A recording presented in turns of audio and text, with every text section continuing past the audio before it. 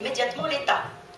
Donc vous avez les écrivains qui interpellent immédiatement le ministère de la Culture, ceux de l'enseignement interpellent directement. Donc on s'est constitué en plusieurs fronts.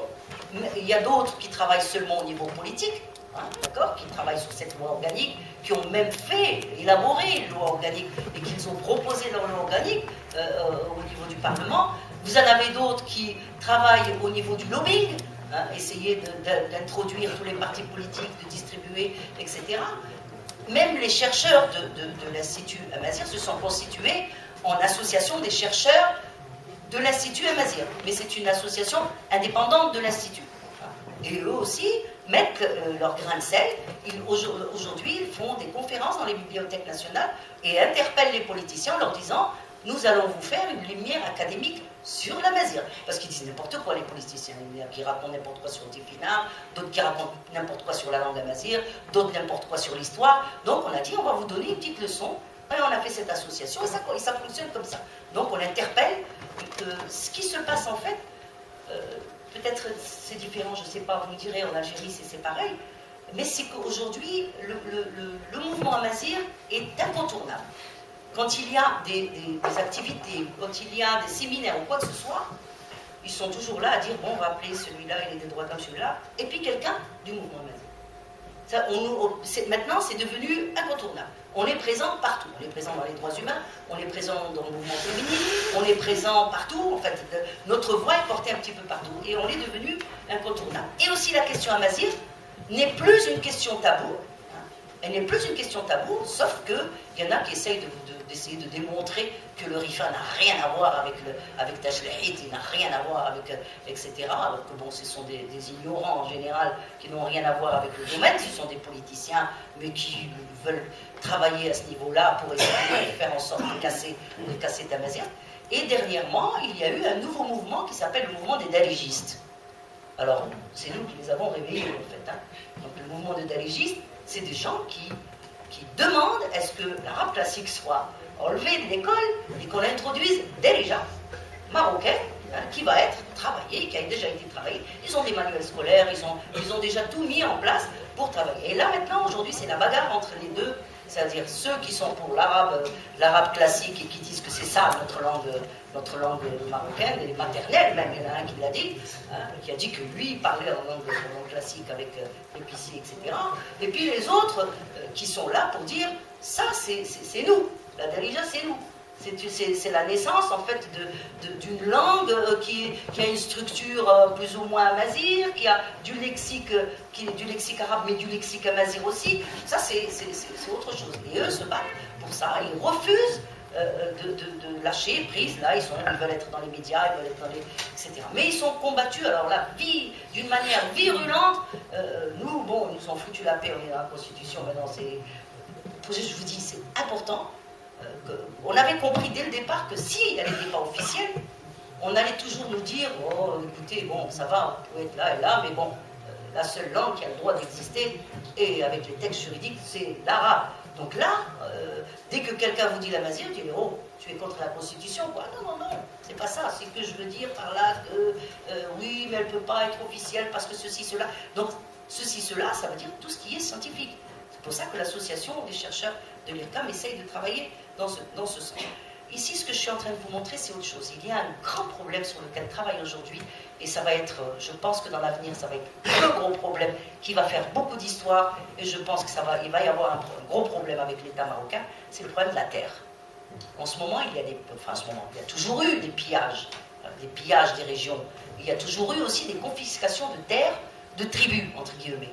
Et beaucoup de populations locales se sont vues confisquer leurs terres.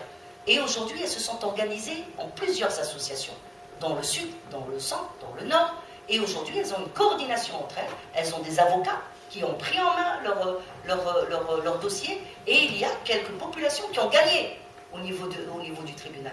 Et là, ils vont se réunir demain à Casablanca pour retravailler encore ce dossier, parce que même la loi marocaine, elle n'est pas claire. Ils utilisent des trucs d'avant l'indépendance et des trucs d'aujourd'hui. Pour confisquer les terres.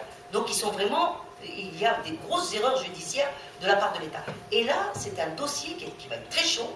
Ça ressemble un peu à ce qui s'est passé en Amérique du Sud et en Amérique du Nord, où ils ont eu carrément des avocats spécialisés là-dedans. Et, donc ça c'est autre chose. Ça c'est en ce qui concerne le droit. Ici, Marche Tawada. C'est la jeunesse, c'est pas qu'ils n'ont pas confiance en nous, mais ils pensent qu'il faut faire autre chose pour faire avancer les choses. Et ils ont choisi Tawada, ça veut dire la marche en berbère, la marche Tawada, pour faire, chaque fois, ils organisent des marches, des grandes marches, pour sortir et pour dire où est-ce que ça en est, Tamazirt officielle, elle est où exactement. Donc ici, c'est celle de Casablanca en 2012. Il y a eu des centaines et des centaines de jeunes amazirs qui sont venus de plusieurs régions. Ici aussi, c'est Casablanca. Ici, c'est Tinril, c'est en ce qui concerne la terre. Chose qu'on n'avait pas beaucoup vue à l'époque, c'était les sittings devant les académies et les délégations du ministère de l'Enseignement, aujourd'hui de plus en plus. Ici, c'est la coordination des associations des enseignants de la langue amazigh qui viennent de mettre sur pied une confédération. Ici, c'est la rencontre de plusieurs associations et organisations amazigh avec NES en 2013, là, il n'y a pas longtemps, au mois de novembre. Donc là aussi, donc il y a des coordinations qui se font un peu partout, et des sittings et des marches. Maintenant, c'est vrai que le 20 février, ce mouvement de la rue a libéré énormément de gens. Nous, on n'a pas cette tradition comme en Kabylie de marche, de sitting, on n'avait pas ça. On l'a eu en fait depuis le 20 février. Et là, maintenant, les jeunes n'hésitent pas à descendre dans la rue, mais aussi le pouvoir a un peu plus de peur, parce que moi, je me souviens, il y a 6 ans, quand on était devant la radio-télévision pour demander est-ce qu'il y ait une télévision à Mazir, on a reçu des coups de bâton de la part du pouvoir, des autorités.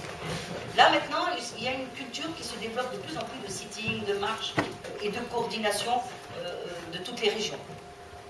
Là, c'est un forum des femmes amazirs de Tamazra. Vous reconnaissez à droite El-Jia, Mato. D'accord. À côté d'elle, Mahajwini de Tunisie. Et puis Khadija, Malika Mato.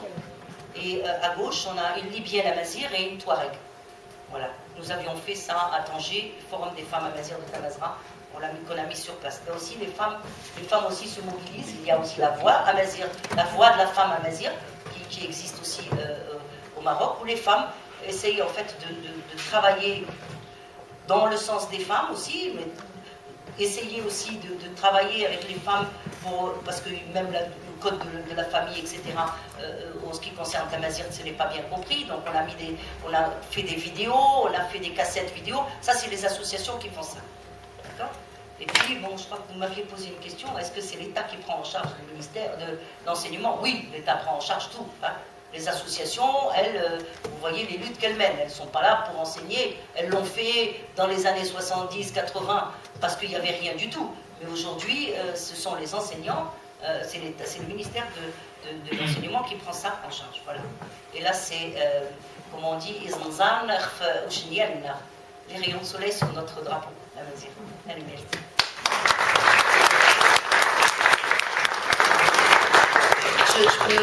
Je voulais juste dire un petit mot sur la Libye.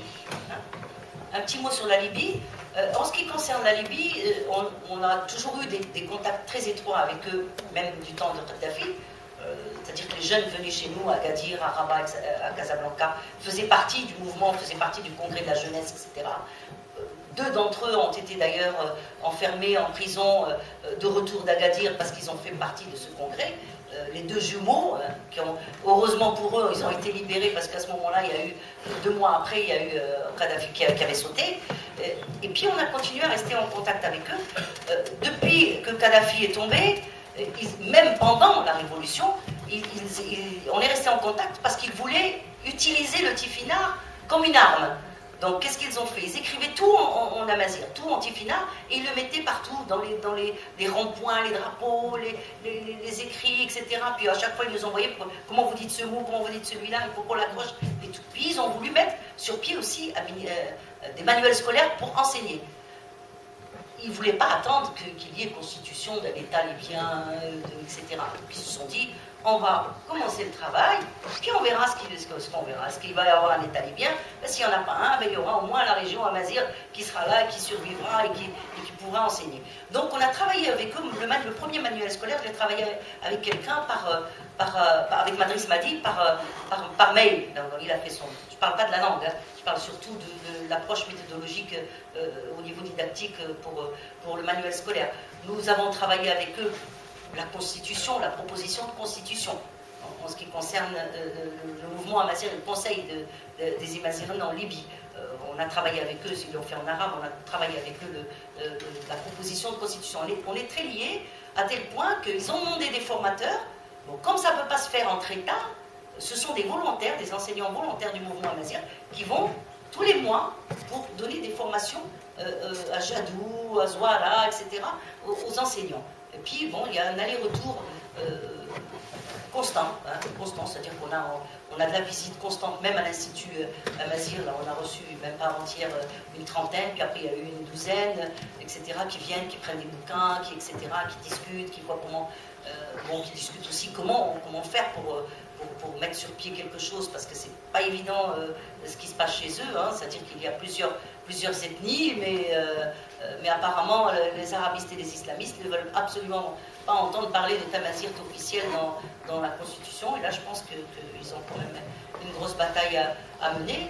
Mais moi, on les a rencontrés, on est allé chez eux, j'ai un grand espoir de ce côté-là, parce qu'ils ont vraiment envie d'y arriver, et en même temps, nous on les met tout le temps en garde, et puis on leur donne l'exemple de l'Algérie, l'exemple du Maroc, tout ce qu'on a subi, tout ce qu'on a eu, peut-être les bêtises qu'on a faites, et qu'il ne faut pas recommettre, etc. Et puis, en fait, on a le même ennemi en face, donc voilà comment, même si le contexte est complètement, je dis encore, complètement différent de l'Algérie et du Maroc. Mais il y a des choses qui sont communes, et qu'on essaye de travailler. On a accueilli Madriss Madi en tant que c'est un petit génie, quoi. C'est quelqu'un qui remet sur des dictionnaires électroniques, qui a pris le dictionnaire Mahmoud Chafer, qui l'a mis en électronique, et qui a travaillé une revue entièrement en amazigh et en tifinagh, qui a travaillé aussi les manuels scolaires, qui a travaillé aussi les chansons. Il a fait une espèce de truc électronique où on trouve toutes les chansons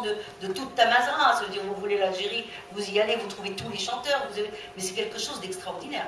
Donc c'est des gens qui en veulent, mais c'est au niveau politique, ils n'ont pas encore, moi je dirais, ils nous l'ont dit eux-mêmes, ils n'ont pas encore suffisamment de cadres. Suffisamment de cadres. La jeunesse a des tripes, elle parle avec ses tripes, mais disons des éclaireurs un petit peu, des leaders, il y en a très peu, mais moi, je pense que moi, j'ai une grande confiance aux Amazirs de Libye.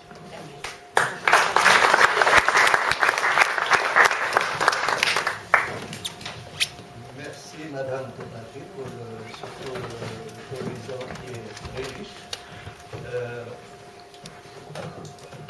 À propos de la Libye, je dirais que j'ai eu le plaisir de connaître l'un des initiateurs du berbérisme là-bas en Libye, c'était Saïd Mahrouf. Vous avez certainement entendu parler, qui est mort, il a eu 2 accidents bizarres. Donc, lui, dès le départ, il avait opté pour Tifina. On a sorti son livre, le mouvement Amazigh a sorti son livre noir. On l'a sorti, c'est à la lettre à Kadhafi. On l'a sorti au Maroc. C'était à la période Kadhafi. L'État marocain a refusé qu'on fasse la signature de ce livre. Merci beaucoup. Donc, c'est raté, je crois. Ça fait partie des choses, moi, je pense. Oui. Peut-être, dans le temps, s'il y a des questions, des précisions à demander. Mais s'il vous plaît, pas d'autres conférences, poser des questions. Voilà. Je vais passer le micro.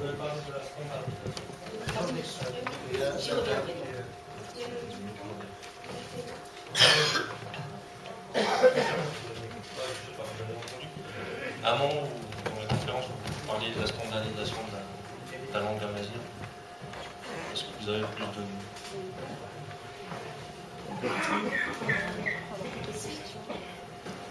Azoul, bonsoir. D'abord, je remercie l'ACDA pour l'organisation de ce débat sur Thamazirf. Moi, j'ai une question pour Madame Demnati et une question pour Monsieur Hacheb. Donc, finalement, deux questions, mais qui portent sur la même thématique. Madame Demnati, j'ai vu que vous avez projeté les manuscrits pédagogiques de Thamazirf du Maroc. Je voudrais savoir quels sont les rôles attribués à la femme dans ces manuscrits. Quelles sont les représentations de la femme, les tenues aussi que la femme porte, parce que franchement, j'ai vu en Algérie, par exemple, des manuscrits, la poupée avec le voile. Bon, c'est quand même une représentation assez orientée, tendancieuse. Donc, je voudrais bien savoir les manuscrits. J'ai vu des femmes en jupe, j'ai vu aussi... mais quelles sont les phrases, quels sont les rôles en termes aussi de les travaux confiés à ces femmes? Ah oui, c'est vrai. Non, c'est là, oui. Donc, ça va? Oui. Donc, je ne vais pas tarder là-dessus. Donc, il y a ça. Et est-ce que, par exemple, on fait référence à une femme ingénieure, une femme... tout ça, c'est très, très important parce que ça change les représentations et ça éduque. Pour M. Hacheb, par rapport à l'édition, aussi, je reviens à l'écriture des femmes en Algérie. Selon Nassera Abrous, d'ailleurs, dommage, elle n'est pas là parmi nous, qui a fait une très bonne conférence, je dirais, sur l'écriture, la littérature kabyle. Elle dit dans sa conférence que depuis 2001, il y a eu beaucoup d'écritures féminines. Est-ce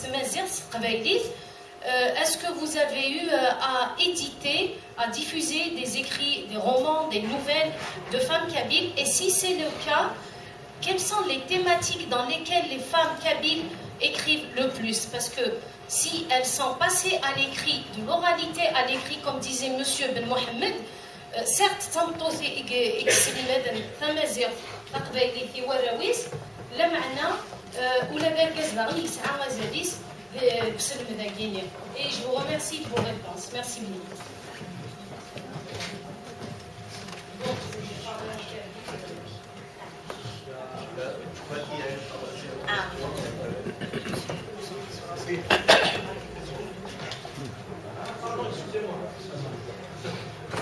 Je félicite les organisateurs d'avoir eu cette idée d'organiser cette conférence. Moi, la question que je me pose,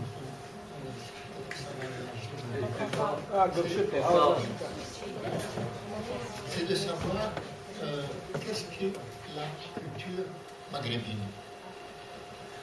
Et cette question, je me la pose parce que si on considère que le monde arabe n'est pas si arabe que ça, j'entends parler en ce qui concerne l'origine de ces populations.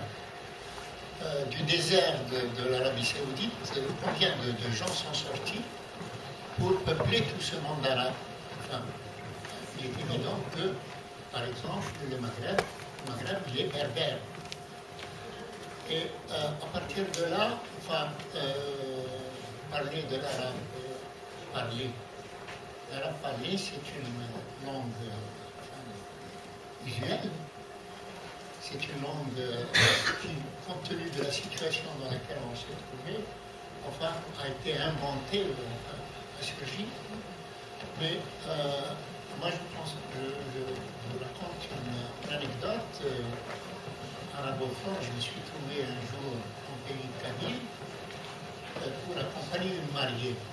Et le soir, enfin, on parlait kabyle, et uniquement kabyle. Et chaque fois, je rappelais aux gens que j'étais arabophone, plus exactement.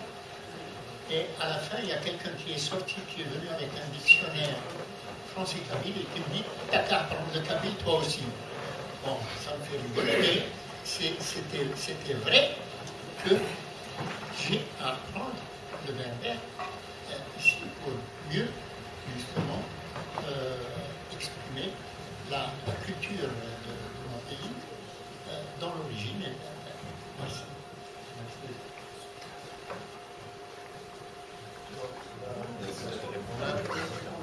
الثانية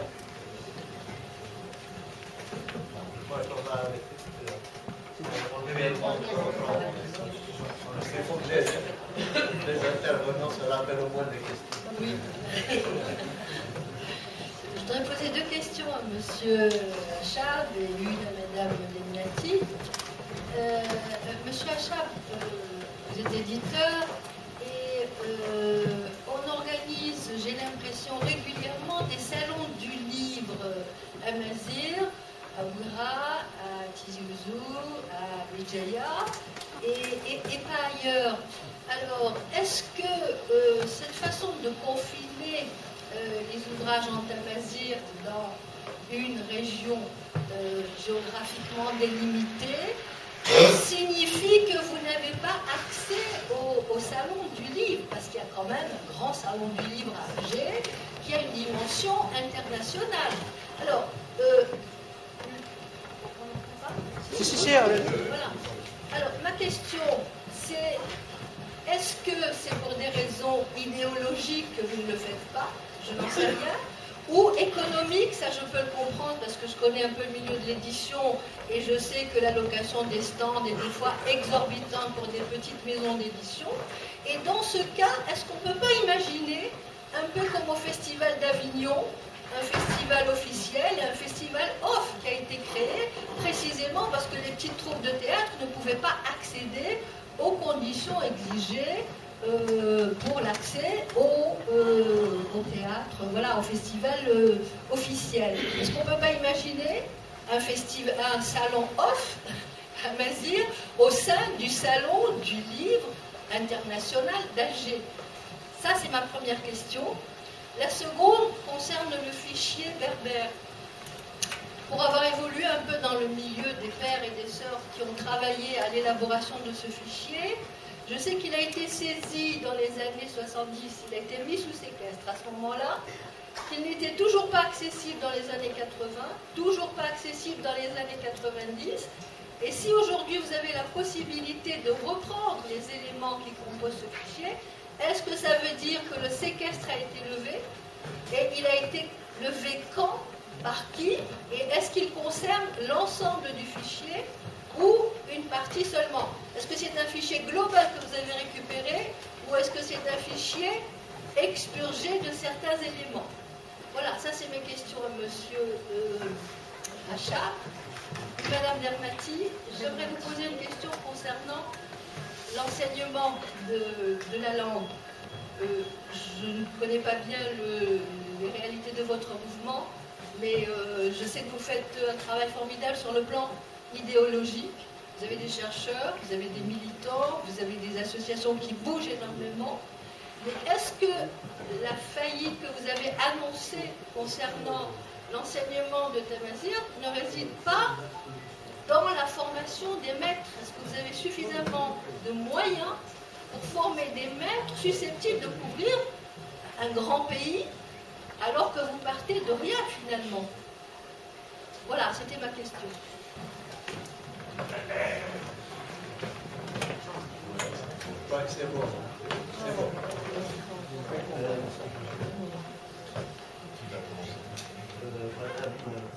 c'est parce que la première question s'adresse Ah oui, c'est vrai. Mais ça faisait la... Ça marche, je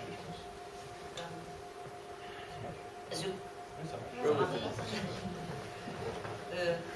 Alors, qu'est-ce qu'on entend par standardisation? Comment on a fonctionné, nous, au départ? C'est vrai que, en arrivant en tant que chercheur à l'IRCAM, nous étions d'abord des activistes mazirs dans le mouvement. Donc, Mohamed Chafir avait tenu à ce que la majorité, sinon tous, les chercheurs et les gens qui étaient dans le conseil d'administration soient issus du mouvement amazir. Donc on arrivait avec les principes du mouvement amazir. Parmi les principes du mouvement amazir, il y avait l'amazir standard, une langue qui nous unissait. On a trois grandes variantes, en gros, sinon il y a des petites variétés. On a trois grandes variantes en gros au Maroc, Et comment faire pour arriver à cette standardisation? Au départ, on a commencé par les 3 variantes. C'est-à-dire, en première année, nous, en tant que didacticiens, nous avions fait les manuels scolaires. Donc, qu'est-ce qu'on a fait? On a introduit les 3 variantes en première année et en deuxième année. D'accord? Donc, quand vous ouvrez le livre de première année et deuxième année, vous allez trouver les 3 variantes. Comment on a, au lieu de mettre tarifite, t'as ceci, t'as cela, nous on a refusé ces termes-là qui étaient régionaux, qui en même temps étaient faux, parce que quand tu dis tarifite, ça se limite à la montagne de Rif, alors qu'il y a les business, etc., qui sont pas loin, qui sont dans la même variante. Donc on a mis Tamazir Nezon, Tamazir Nouames, Tamazir Nefous, Tamazir Nord, Tamazir Centre, Tamazir Sud. Et au lieu d'écrire Tamazir de ceci, Tamazir de cela, on a utilisé les couleurs du drapeau amazir. Le bleu pour le nord, le vert pour le centre et le jaune pour le sud. D'accord? Et le marron, rouge pour tout ce qui est standard. Voilà, le fameux Z. Donc on a utilisé ça. Pourquoi? Parce qu'on était tous des activistes du mouvement amazir, tous dans le groupe didactique, nous étions issus du mouvement. Il y aurait eu d'autres chercheurs qui seraient venus, qui étaient vraiment en dehors du mouvement. Je ne pense pas qu'ils auraient fait la chose qu'on a fait jusqu'à aujourd'hui. Aujourd'hui c'est parti, et ça continue, ces couleurs-là continuent à être utilisées. Donc, première, deuxième année, vous retrouvez les 3 variantes. Puis en troisième et quatrième année, vous avez une ouverture vers les autres variantes. En ce qui concerne la synonymie, d'accord? Mais en même temps, la transcription, elle est la même pour tout le monde. Elle est la même pour tout le monde. La graphie, elle est la même pour tout le monde. Tout le monde utilise la même graphie, la même transcription, etc. Mais on utilise la synonymie en troisième et quatrième année pour des termes, des genres terbat pour l'enfant, terbat, ahinjir, et puis afrour. Bon, c'est parmi les 3 variantes qu'on prend ça pour essayer de montrer à l'enfant. Quand on veut dire quand, milmi, vous dites milmi, mais nous dans le sud on dit manago. Donc on met quand même les deux, tu vois, pour utiliser. Quand c'est quelqu'un du nord, on lui apprend qu'il y a un autre terme, etc. Mais en cinquième et en sixième année, à ce moment-là, vous allez avoir des textes que nous avons appelés standards, mais en fait qui sont des textes à base d'une variante. Vous voyez, on utilise ces textes à base d'une variante, on l'enrichit au niveau aussi lexical. Il faut dire aussi que d'une variante à l'autre, la richesse de la langue, par exemple dans le Nord, ils ont beaucoup perdu en ce qui concerne l'amazigh. Donc ils latin adaptent beaucoup. Au lieu de dire ça, ils vont dire nahara. Au lieu de dire, je ne sais pas moi, il y a d'autres termes comme ça. Au lieu de dire tatsa pour dire le rire, ils vont dire dash. Dash ta'arabtayen. Tu vois? Donc on a essayé de faire en sorte quand même de standardiser aussi les variantes dans les manuels scolaires. C'est-à-dire quand je dis qu'on a utilisé les variantes en première et en deuxième année, ce n'est pas les variantes de la maison, les kstarat. Et on introduit les mots qui sont amazigh. Mais on ne laisse pas ces emprunts qui vous bouffent 80% de la langue. Ça, on était contre. Je dis, nous on a fait ça en tant que militants. Il y en a qui m'ont dit, vous êtes des nazis. J'ai dit, alors, ça veut dire quoi ça? Je dis, monsieur, ça veut dire ça, vous êtes en train de faire la chasse à l'arabe. Je dis, non, on n'est pas en train de faire la chasse à l'arabe, on est en train de réhabiliter tout ce qui... Ces mots existent juste à côté. Si l'autre l'a perdu, ben, il a bien récupéré. Quand un rifa vous dit dar, au lieu de vous dire adar, eh ben, on le retrouve dans son pluriel, edarni. Dans le pluriel, il disait darni. Mais on remet la particule. On la remet tout simplement. Donc nous, on a essayé de travailler comme ça. C'était vraiment... Il y a aussi, parce qu'on nous a dit qu'il faut rentrer dans le système éducatif, mais on s'est dit si on ne rentre pas, on ne va jamais rentrer. À l'époque, on nous dit aussi que ce n'était pas officiel. Donc on s'est dit, allons, on fonce. Et on a foncé comme ça en standardisant chacune des 3 variantes dans sa région. Et en même temps, on est rentré là-dedans et puis on essaie de faire une espèce de standard. Mais je vous dis, ce standard, c'est avec des années pour que vous puissiez construire une langue. Mais moi, ce que je dis, c'est que ça a pris beaucoup chez les enseignants, parce qu'on les a formés dans ce sens, qui font qu'aujourd'hui, ils arrivent à parler un amazigh qui est médian. Et même à la télévision, quand vous avez des animateurs, ils arrivent à parler un amazigh médian qui fait que tout le monde les comprend. Vous allez me dire, c'est pas la langue qu'ils parlent à la maison. Je dis oui, mais je ne veux pas dire automobile. Nous, on a d'autres mots à dire, on utilise des mots qui sont à mazir. Vous n'allez pas dire Mdrasa ou Squila ou alors Likoul. Donc on va dire Tilmel. On a choisi le terme Tilmel pour l'école. C'était une école déjà des Al-Muhad dans le Motakla, ça s'appelle Tilmel. Celle qui te montre en fait, Tilmel. Voilà.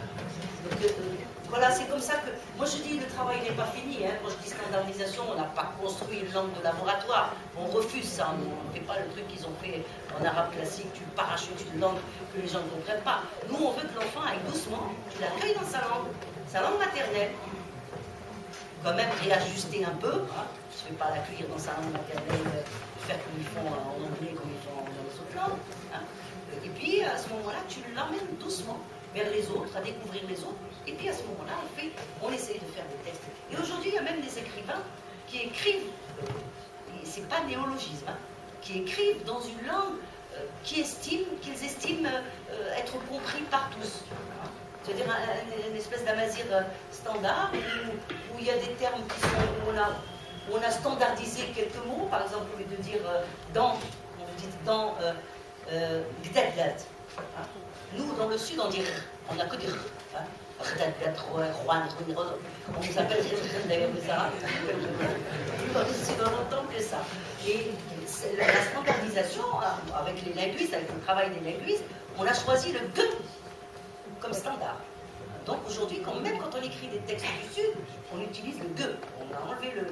Quand on dit « wa », pour dire montrer celui-là, « wad », celui qui est prêt, nous on dit « r ». On a toujours le « re » qui vient, « rwad ». Donc on a enlevé le « r ». Tout le monde dit « wad » et tout le monde comprend. Donc on utilise... Mais c'est vraiment quelque chose qui se construit à long terme. Il ne faut pas croire qu'on a fabriqué une langue comme ça. C'est vraiment un truc à long terme et on l'a fait pour la cause. Et on l'a fait aussi, je pense que les Amazirs sont complexés vis-à-vis des Arabes qui leur disent vous n'avez pas de langue, nous on a l'arabe classique. Eh bien nous aussi on a celle-là, même s'il n'est pas encore s'il n'est pas encore au point, c'est déjà un début de quelque chose. Voilà. Je laisse parler ou je parle des femmes? Ouais. Dans le manuel scolaire. Alors, en ce qui concerne les femmes dans le manuel scolaire, effectivement, on était quand même un groupe d'hommes et de femmes modernes, donc on avait conscience de cette chose-là. Et dans les manuels scolaires, vous allez trouver une femme médecin, un infirmier, vous allez trouver une femme ingénieure, une femme pompier, etc. Donc, on avait conscience de la chose qu'il ne fallait pas retraduire la réalité, mais qu'on était là pour éduquer. Ça, c'est clair. En tant que pédagogue, on est là pour ça. Donc, vous allez trouver dans nos manuels scolaires, par rapport aux autres manuels scolaires marocains, qui sont en avant-garde. Ce qui a fait dire à certains, mais ça, c'est pas marocain, ça. Pourquoi est-ce que ça, c'est là? Puis il y en a un islamiste qui est venu me dire, mais pourquoi vous ne lui avez pas mis de foulard? C'est un amazir, hein. Il m'a dit, pourquoi la maman, elle n'a pas de foulard? Je lui ai dit, ouais, ça te force à hammam. Je lui ai dit, est-ce qu'elle sort de hammam? Je lui ai dit, qu'est-ce qu'elle sort de hammam? Oui, je vais lui mettre un machin, là, pour pas qu'elle attrape froid. Mais là, c'est une femme comme une autre. Hein. Donc là, on s'est beaucoup battu pour ça. Il y a autre chose que je voudrais signaler aussi, c'est le racisme vis-à-vis des Noirs. Et ça, nous avons fait très attention à ça. C'est-à-dire que dans les gosses, parce qu'on a eu une gifle. Le premier manuel qu'on a fait, on n'avait pas mis de noirs. Et on est allé former dans des régions marocaines qui sont amazirs, mais noirs. Donc on est allé là-bas, on a formé, puis à un moment donné, il y a l'inspecteur qui nous fait écouter, nos gosses, ils ne se retrouvent pas dans le manuel. On a dit, comment ça? Il a dit, vous nous avez mis que des blonds et pas noirs. Nous, on est noirs. Ça dit une chiffre, là. Mais depuis, terminé, hein, je vous assure, vous allez trouver des enfants, des petits garçons noirs, des petites filles noires, des institutrices, etc. Parce que c'est vrai que ce problème existe en Afrique du Nord, et nous, on se met des œillères. On n'a pas d'animateur à la télé qui est noir, on n'a pas de ministre noir, on n'a pas de député noir, on n'a rien, personne. Les noirs, ils ne sont pas en avant. Et il y a une association qui a été créée. Il y a une association qui a été créée qui s'appelle Africa. Et ce sont des gens, des blacks du Maroc, quoi, de la Mazir, et qui ont lutté pour ça, et qui ont dénoncé ça. Donc moi, dans tous les manuels scolaires, ils ne sont pas présents. Tous les manuels scolaires. Maintenant, dans les autres manuels scolaires, effectivement, ces histoires de foulard et de machin, il y a eu ça à un moment donné, Et nous, en tant que mouvement Mazir, je dis, on a vraiment, je ne vais pas dire que le mouvement Mazir c'est tout au Maroc, hein, mais on a joué un rôle d'éclaireur. On a appelé les journalistes, on a fait des photocopies de pages, de manuels scolaires, arabes, français, etc. Et dis-moi, il y a des choses horribles. Des enfants, un gosse devant l'ordinateur, pendant que la fille elle passe la serpillière avec foulard, tu vois. Et ça, c'est dans un livre de français. Et puis un autre truc, etc. On a interpellé les journalistes, on a appelé le ministre. Il y a même des mamans qui ont écrit, qui ont dit, moi, je ne veux pas que ma gosse ait. Aujourd'hui, ils ont mis une commission des valeurs à l'intérieur du choix des manuels scolaires. Une commission de valeurs où ils font très attention à ces choses-là. Et on leur a dit aussi de faire attention à cette histoire de race aussi. Hein. Donc, il y a à boire et à manger là-dedans, mais c'est une lutte qui continue. Hein. C'est pas évident. Je crois que les démocrates doivent s'introduire dans tous les domaines. Et ça, ils ne l'ont pas compris parce que ça a été se sont faufilés, hein, je dis bien, les conservateurs se sont faufilés dans le ministère de l'Éducation. Pendant 10 ans, ils se sont bien faufilés et ils ont fait passer des choses horribles. Et même l'appel à la haine vis-à-vis des autres religions qu'on retrouve dans le livre d'éducation islamique. On a interpellé. Hein, on a interpellé le ministère, on a interpellé, etc., les droits de l'homme et tout. Ils ont fait ça. Mais il faut jouer aussi avec tout ce qui est référence internationale. Ça aussi, ça, parce que le Maroc a signé, mais bon, il faut qu'il y ait tout simplement. En ce qui concerne, on m'a posé une question, c'est en ce qui concerne le Tifinagh, à l'époque, nous avions constitué un dossier que nous avons présenté à l'ISO international.